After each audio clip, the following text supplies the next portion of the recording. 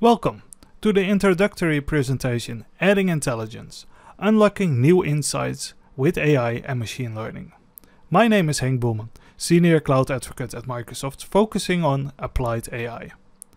In this session we're going to cover what machine learning is and the ways we can implement this in IoT scenarios. We will begin with an introduction scenario, which we will use as a reference throughout this presentation. In our world today, there are many different creatures that are on a mission to make our lives miserable. I believe every country will have their own little enemies. But in America, there is this big problem with raccoons mashing up the trash in the streets. I think we can all sympathize with the American nation that this is a real problem. One day, Carissa thought, enough is enough. Raccoons, no more trashing my garbage. And she started building a trash panda defense system, so she could sleep again at night. She started drawing and came up with the following design.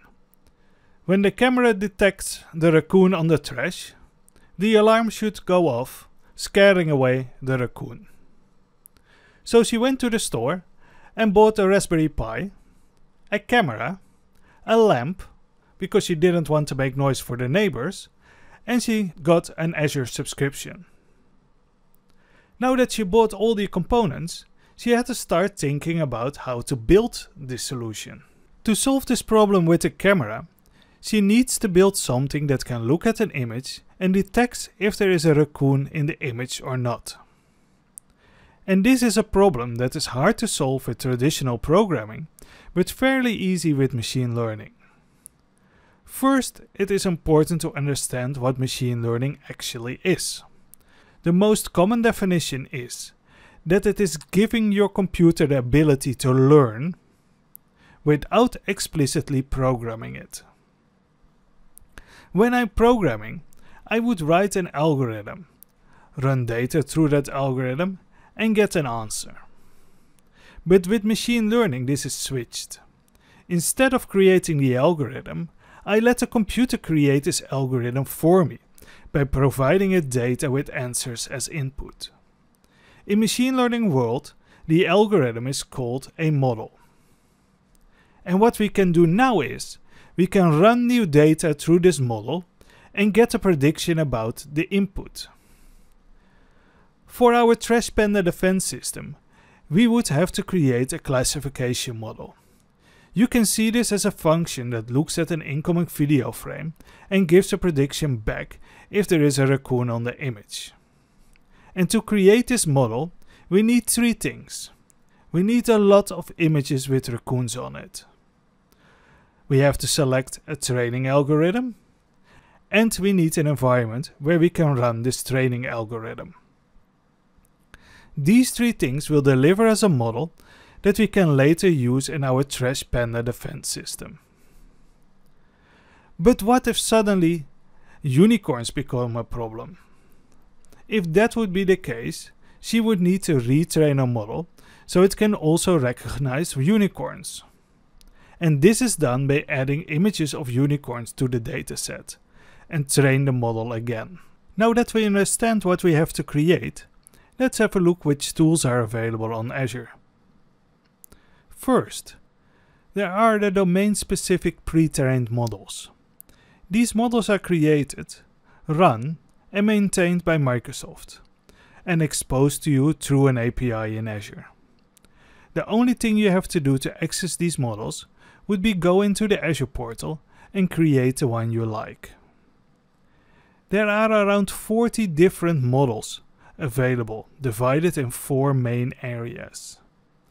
There is vision, to make your application see the world. There is speech, to make your application talk and listen to you. And language, to understand what is being spoken. And knowledge, to give your application a brain. But if you dive deeper and you want to create your own models, you can bring your own tools and frameworks and use services like Azure Machine Learning, or create a machine learning virtual machine to boost your productivity. And last but not least, there is a lot of powerful compute available that makes the training of your model fast and reliable. To create our raccoon classification model, there are a few options available. We could use the Computer Vision API. This is an API that is pre-trained on a large dataset and can classify most common objects. A really nice bonus is that it can generate a description of what it sees on the image and tells you where the found objects are. Besides detecting objects, it also has an OCR function. It can read handwriting and detect celebrities on the image.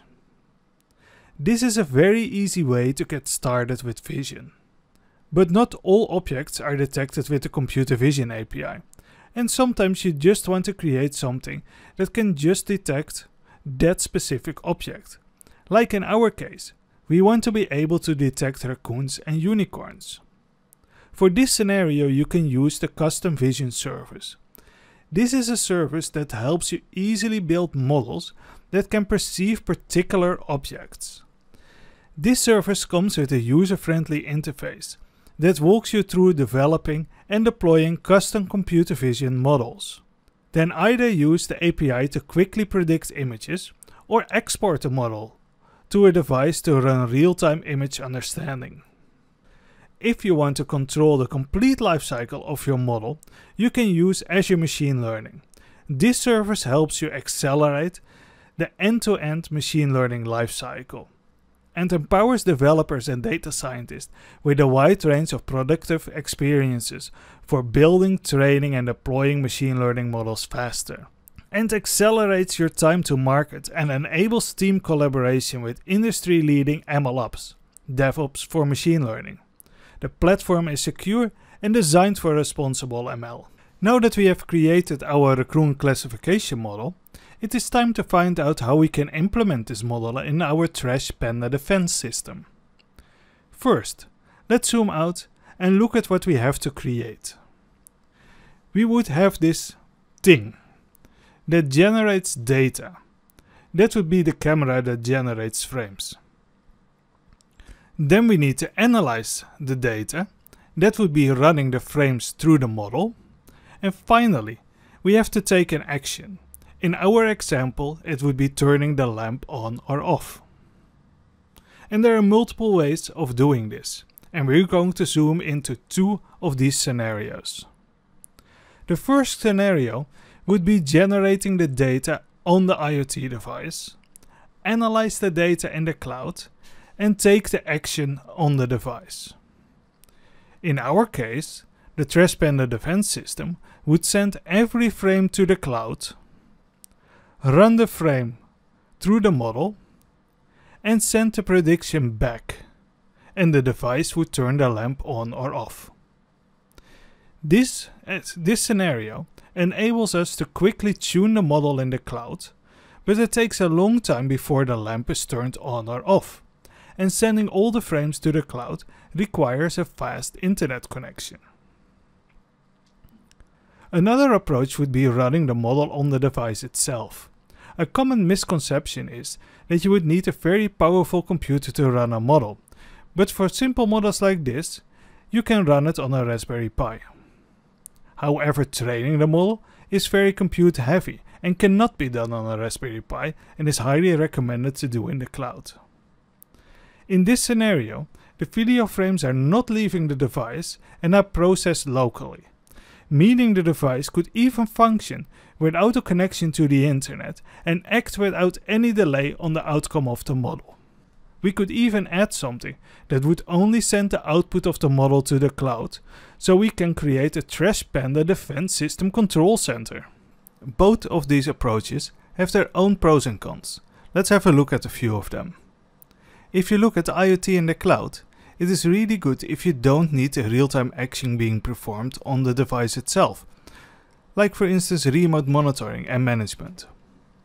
Also in the cloud, you have access to infinite compute and storage to train compute-intensive AI models. The biggest advantage of running IoT on the edge is, next to the low latency for real-time response, is that you can pre-process the data on the device itself, meaning that the video feed from your camera or any other data generated by the device never have to leave the device. And this is a good thing if you have heavy security and privacy requirements. The best scenario for our Trash Panda defense system is that we are going to build, test and manage our solution in the cloud and deploy the solution to our Raspberry Pi device to run locally. This will give us the flexibility and power of the cloud to train the model, the low latency of running the model on the device to scare the raccoon away fast. Because everything is processed locally on the device, it is not taking up any bandwidth, and the device could even be placed in a location where there is no internet available. Now that we have defined our application strategy, we can start building and deploying it. To build and deploy it, we're going to take a look at Azure IoT Edge. Azure IoT Edge is a fully managed service built on Azure IoT Hub. This service enables you to deploy your cloud workloads to run on an Internet of Things edge device via standard containers. It works with Linux and Windows devices that support container engines. The runtime is free and open source under the MIT license. IoT Edge runs Docker-compatible containers. In these containers you can run your own business logic. And through the cloud interface you can manage and deploy the workloads to the device. IoT Edge uses modules. For our Trash Panda defense system we would need 3 modules. A camera module that is taking care of the connection with the camera and extracts the frames from the camera feed. An AI module. In this module we would run our machine learning model that has been trained in the cloud. And last, a module that will handle the alarm. Every module is a separate Docker container that is stored in an Azure Container Registry. To deploy this module to the edge device, we need to create a deployment manifest. In this file we specify where the modules are located and how they should communicate with each other. Via IoT Hub, we can deploy this manifest to our connected devices. When the deployment is done, the modules run and communicate locally on the IoT Edge device. Let's zoom in a little bit deeper and take a look at what is running on the IoT Edge device. On the device, the IoT Edge runtime is installed. By default, this comes with 2 modules. The Edge agent that takes care of the modules and deployment, and Edge Hub, a local IoT hub that enables our modules to communicate with each other. We have our 3 modules that were installed through the IoT Edge deployment manifest. The camera module connects the camera and sends the frames to the custom AI module. The custom AI module puts the model score on the local IoT Edge hub. The alarm module receives the module score from the Edge hub. In the alarm module, if the model score reaches a certain threshold, the lamp is put on and a notification is put back on the Edge hub, which is sent to the IoT hub in Azure for monitoring purposes.